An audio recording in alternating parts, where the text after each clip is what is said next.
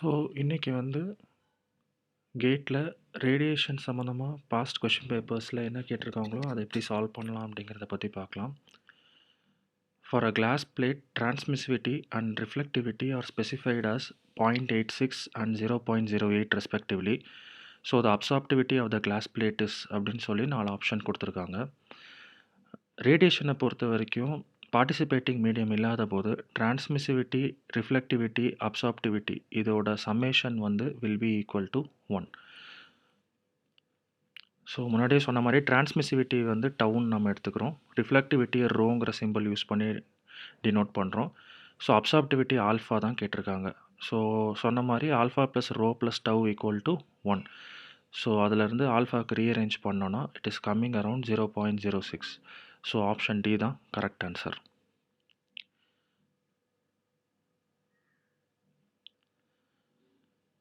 Next question. A diffuse radiation surface has அப்படின்னு சொல்லி 4 option கொடுத்துருக்காங்க. Option A radiation intensity is independent of angle. Option B emissive power is independent of angle. Option C emissive power is independent of wavelength.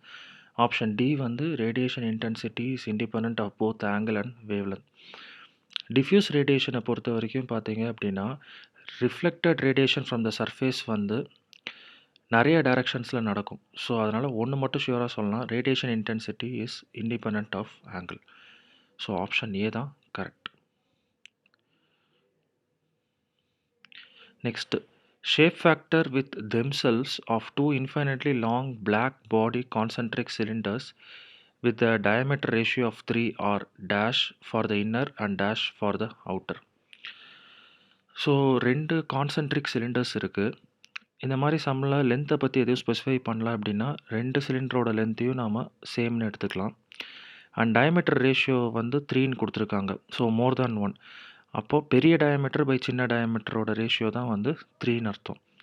Which means நாம் D1ங்கிறத inner டயமீட்டர்னு எடுத்துப்போம், D2ங்கிறத outer டயமீட்டர்னு எடுத்துருப்போம். So D2 by D1 3ன்னு கொடுத்துருக்காங்க.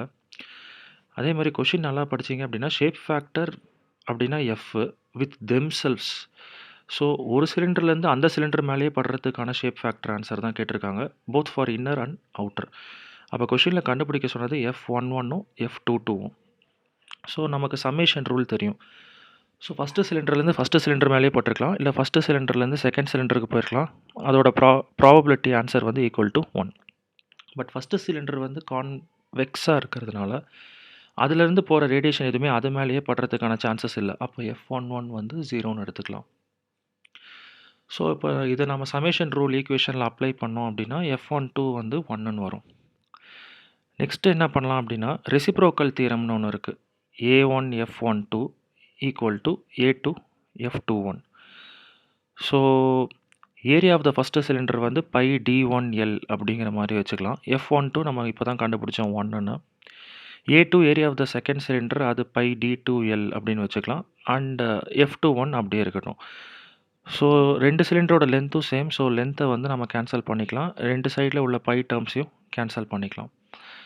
So அப்போது டயமீட்டரோட ரேஷியோவும் நமக்கு கொடுத்துருக்காங்க, D2 பை D1 3 அப்படின்னு. அப்போ F21க்கு ரீஅரேஞ்ச் பண்ணிங்க அப்படின்னா 1/3ன்னு வந்துடும். இப்போது மறுபடியும் சம்மேஷன் ரூல் நம்ம அப்ளை பண்ணலாம் செகண்ட் சிலிண்டருக்கு. அப்போ செகண்ட் சிலிண்டர்லேருந்து ஃபஸ்ட்டு சிலிண்டருக்கு போயிருக்கலாம், இல்லை செகண்ட் சிலிண்டர்லேருந்து செகண்ட் சிலிண்டருக்கு வந்திருக்கலாம். இதோட ஆன்சர் ஈக்குவல் டு 1. இப்போ F21 ஆன்சர் 1/3ன்னு சப்ஸ்டியூட் பண்ணி F22க்கு ரீஅரேஞ்ச் பண்ணோம் அப்படின்னா 1 - 1/3ன்னு வருது, விச் மீன்ஸ் 2/3. ஸோ இது 2 தான் answer. Next question. A plate having 10 cm square area, each side is hanging in the middle of a room of 100 meter square total surface area. Plate temperature and emissivity are respectively அப்படின்னு சொல்லி கொடுத்துருக்காங்க. இப்போது இதில் பார்த்தீங்க அப்படின்னா ஒரு plate hang பண்ணியிருக்காங்க ரூமோட மிடில். அந்த பிளேட்டோட ஈச் சைடு ஏரியா 10 cm ஸ்கொயர்னு சொல்லியிருக்காங்க. ஸோ அப்போ ஒரு பிளேட்டுக்கு 2 சைடு ஏரியா இருக்கும். ஸோ அப்போ total area of the plate பார்த்தீங்க அப்படின்னா 20 cm ஸ்கொயர். அதே மாதிரி area of the room 100 metre ஸ்கொயருங்கிறத கொடுத்துட்டாங்க. அப்புறம் பிளேட்டோட டெம்பரேச்சரும் எமிசிவிட்டி வேல்யூவும் கொடுத்துட்டாங்க.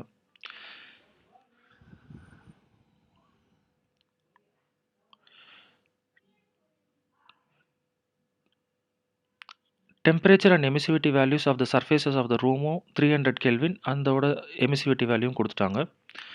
போல்ட்ஸ்மேன் கான்ஸ்டன்ட் அப்படிங்கிறது ஸ்டீஃபன் போல்ட்ஸ்மேன் கான்ஸ்டன்ட் கொடுத்துருக்காங்க. 5.67 into 10⁻⁸ watts per meter square Kelvin power 4.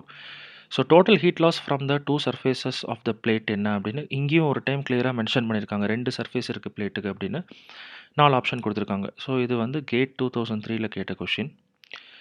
So பிளேட்டை நாம் வந்து 1ன்னு ஸ்பெசிஃபை பண்ணிக்கலாம். ரூமை வந்து 2ன்னு ஸ்பெசிஃபை பண்ணிக்கலாம்.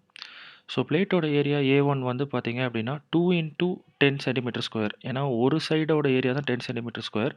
ஸோ இப்போ டோட்டலாக வந்து பார்த்தீங்க அப்படின்னா 20 into 10⁻⁴ மீட்டர் ஸ்கொயருக்கு வந்துடும். எப்போவுமே மீட்டர் ஸ்கொயரில் வச்சே ப்ராப்ளம் போடுங்க.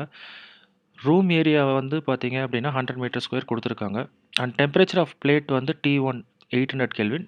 டெம்பரேச்சர் ஆஃப் ரூம் வந்து 300 கெல்வின் கொடுத்துருக்காங்க. எமிசிவிட்டி ஆஃப் த பிளேட் வந்து epsilon 1.6, emissivity of the room வந்து epsilon 2.3 and sigma value Stefan Boltzmann கான்ஸ்டன்ட்டும் கொடுத்துருக்காங்க. ஸோ இப்போ ஹீட் லாஸ் எவ்வளோ ஃப்ரம் பிளேட் டு ரூம் அப்படிங்கிறத கேட்டிருக்காங்க. பிளேட் தான் வந்து ஹையர் டெம்பரேச்சரில் இருக்குது. ஸோ அங்கேருந்து தான் ரூமுக்கு வந்து ஹீட் ட்ரான்ஸ்ஃபர் ஆகும். அது எவ்வளோ அப்படிங்கிறத கேட்டிருக்காங்க.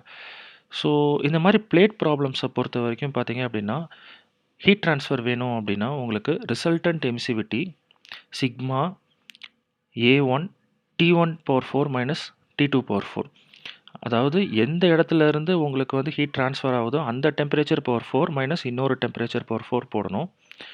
அண்ட் தென் எந்த பிளேட்டோடலேருந்து ஹீட் ட்ரான்ஸ்ஃபர் ஆகுதுங்கிறத கண்டுபிடிக்க போகிறீங்களோ அந்த இதோட ஏரியாவை தான் நம்ம சப்ஸ்டியூட் பண்ணணும். ஓகே. ஸோ இப்போ ரிசல்டன்ட் எமிசிவிட்டி எப்படி கண்டுபிடிக்கணும் அப்படின்னா 1/1 minus எமிசிவிட்டி 1/A1 எமிசிவிட்டி 1 plus 1/A1 F12. F12 வந்து ஷேப் ஃபேக்டர்.